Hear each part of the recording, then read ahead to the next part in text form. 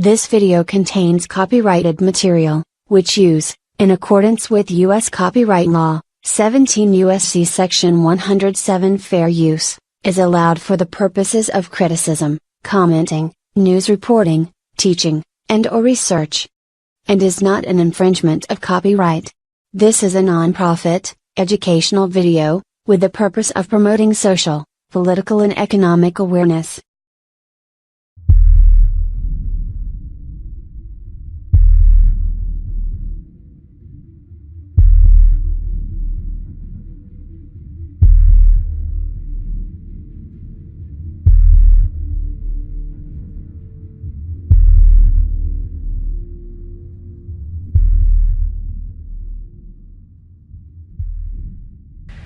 Robeson did not fall for the lie that the objective of the Illuminati was to create a benevolent dictatorship, but he kept his reactions to himself so well that he was entrusted with a copy of Weishaupt's revised conspiracy for study and safekeeping. Illuminati and the faculties of colleges and universities were to cultivate students possessing exceptional mental ability, belonging to well-bred families with international leanings, and recommend them for special training in internationalism, were to be used as agents and placed behind the scenes of all governments as experts and specialists, so they would advise the top executives to adopt policies which would, in the long run, serve the secret plans of the Illuminati one world conspiracy and bring about the destruction of the governments and religions they were elected or appointed to serve. Do you know how many such men operate in our government at this very time? Now a question. What have Herbert Hoover, Art Linkletter, Jack London, and Richard Nixon all had in common? Well, they've all been members of the exclusive all-male Bohemian Club in California, where every year at this time the elite from around the country get together for 2.5 weeks of fun and games. Steve Shepard has this special assignment report. More than 2,000 members of San Francisco's exclusive and all-male Bohemian Club have once again descended on Northern California. These men will spend most of the month of July encamped on some 2,700 acres of pristine and privately owned redwood forest. Forest very much like this. The place is called Bohemian Grove, and it's located just 80 miles north of San Francisco. The Grove is the Bohemian Club's summer retreat, and its facilities are hidden beneath lush forest canopy extending south from the banks of Sonoma County's Russian River. For more than a century, the camp has been a place where club members and guests from all across America gather to relax. The retreat is divided into dozens of small camps, the most prominent of which is called Mandalay. Among its members are businessmen like Leonard Firestone and Edgar Kaiser, and political figures like Gerald Ford, Henry Kissinger, William French Smith, and George Shultz. President Reagan, Vice President Bush, and Defense Secretary Weinberger are members of other camps. Richard Nixon is a Bohemian, and so are high-ranking executives of such companies as Eastern Airlines, Standard Oil of Indiana, and Bank of America. For the most part, the men of Bohemian Grove are over 50, highly successful, and, according to many employees, politically conservative. Well, each year, many of them seem to have a stunt, or try to come up with a stunt. Last year, in 1980, the popular button was Free the Fortune 500. Membership in the Grove is by invitation only, and is determined by such factors as social standing, occupation, and personal connections. Privacy is one of the Grove's most cherished virtues. Members may not photograph, record, speak, or write about activities at the retreat. While many public officials are Grove members, the press is a distinctly unwelcome guest. We're from ABC News. Well, get back there. Can we talk to somebody in the... Get back there. Anyone willing to navigate a boat up the Russian River can get a glimpse of the northern edge of the compound, but that's about all. Still, there are outsiders who have researched the Grove. Sociology professor William Dumhoff found out enough to write a book on the place. Well, I think it's a playground for the powerful. It's a place where wealthy men from all over the United States gather for 2 weeks to relive summer camp with this ceremony called the cremation of care that begins the 2-week encampment where the body of dull care, symbolizing woes and concerns, is burned on an altar in front of a big owl statue. When that ceremony ends, they all start to cheer and yell and hand each other a beer. Anything important happens at the Bohemian Grove, it's political. The important speeches that have been made at the Bohemian Grove have been made, for instance, and the best example, by Richard Nixon. Eisenhower gave a speech there. It was the first time the West Coast establishment really saw him close up. Discussions at the Grove in the 1930s helped lead to the development of nuclear power and the atomic bomb. It was at the Grove in 1967 that Richard Nixon and Ronald Reagan hashed out differences over their presidential ambitions. Each year, guests like Henry Kissinger or Zbigniew Brzezinski addressed members on their areas of expertise. Presidential counselor Edwin Meese will be among this year's speakers. And each year, other guests come to the Grove simply to enjoy themselves. This year, CIA Director William Casey is a scheduled guest of John McCone, former CIA Director. Baseball Commissioner Bowie Kuhn has been invited as a guest of baseball owner Peter O'Malley.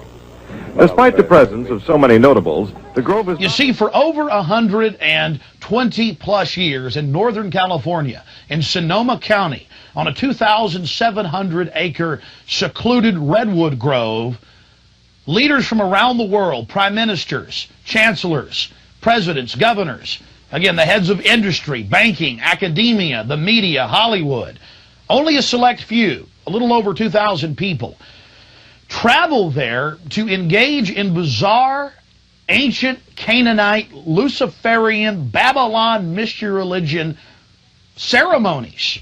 And I successfully infiltrated through the Secret Service, through the guards, through the Sonoma County Sheriff's Department. We were inside 4 hours. That's only one day out of the 2 weeks that they meet there for the admitted Summer Fire Festival of the Bohemian Club. Convention, and no doubt you'll be hearing about all the differences between John Kerry and George W. Bush. But we've discovered they do have something in common. During their respective college days at Yale, they both belonged to a group called Skull and Bones. You were both in Skull and Bones, the secret society. It's so secret we can't talk about it. What does that mean for America? The conspiracy theorists are going to go on. I'm sure they are. I don't know. I haven't seen the web. Number 322? First of all, he's not the nominee, and look, I look forward. Are you prepared to lose? No, I'm not going to lose. You both were members of Skull and Bones, a secret society at Yale. What does that tell us? Not much, because it's a secret. Is there a secret handshake? Is there a secret code? I wish there were something secret I could manifest. 322, a secret number? There are all kinds of secrets, Tim, but one thing is not a secret. I disagree with this president's direction that he's taking the country. We can do a better job, and I intend to do it. And we'll be watching. Be safe on the campaign trail. John Kerry, thanks for joining us. And we'll be right back. While in New York, we ran into the Karl Rove of 4 administrations. David Gergen, top presidential advisor to Ford, Reagan, George Herbert Walker Bush, and Bill Clinton.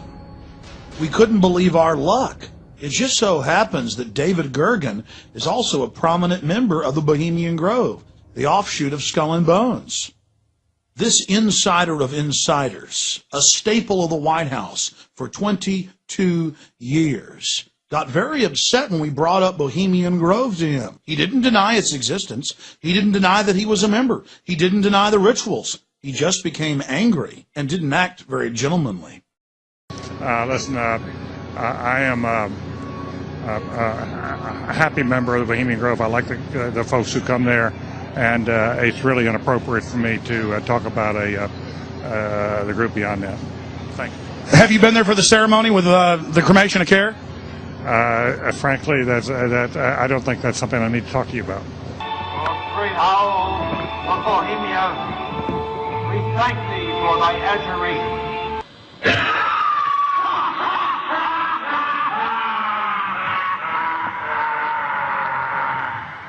Have you been there for the ceremony with the cremation of care? Frankly, I don't think that's something I need to talk to you about. Really? That's right.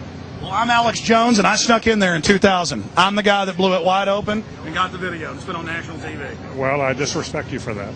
You do? I do. But it's a lot of big public officials going in there. Don't we deserve to know? I don't know anything about you, and I don't know anything about your film. But if you go in there with an understanding, you violated that understanding by releasing that film, and I don't respect you for that. Really? I'm sorry, you took an understanding when you went in there that you would not do that film. And did you have an understanding when you went in there? No. Did you crash it? Yes. Yeah, and it has no trespassing signs there too, doesn't it? No, they put them up after. Oh, I'm sorry. I'm sorry, sir. I've been there before. I know what the circumstances are, and I'm sorry you violated the understandings. That was not a gentlemanly thing to do. But what about the ritual? Is the ritual gentlemanly?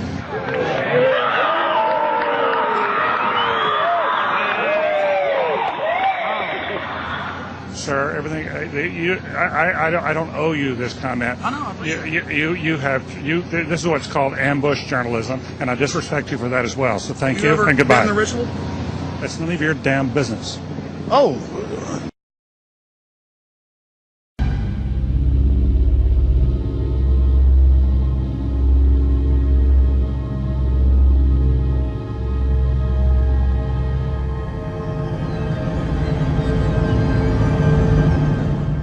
She was part of a team that successfully recorded part of the initiation ceremony that takes place in the tomb's courtyard. Okay, you have the doorway here. Yeah. Okay, then to the right you have a hedge, and then you have an evergreen tree. If you follow that line straight back, courtyard's in there. Ah, okay.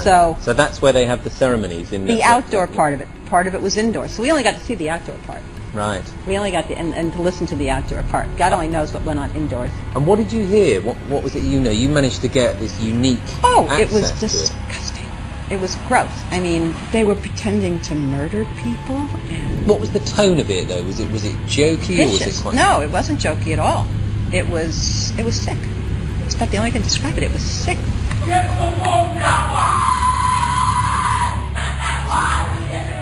What you're hearing is the first recording ever made of the Skull and Bones initiation ceremony. It has never been broadcast before.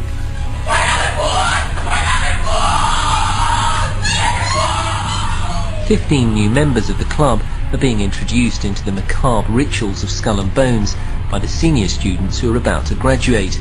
The club has what some might see as a strange fascination with death, skulls and bones. There's the chants too, difficult to hear first of all, but including the devil equals death, and death equals death.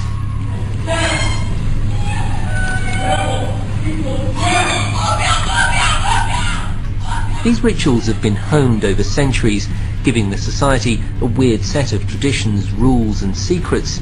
For example, initiates are known as neophytes, outsiders are called barbarians, and the number 322 is sacred. Alexandra Robbins is a Yale graduate who's written one of the few books to investigate the society, The Secrets of the Tomb.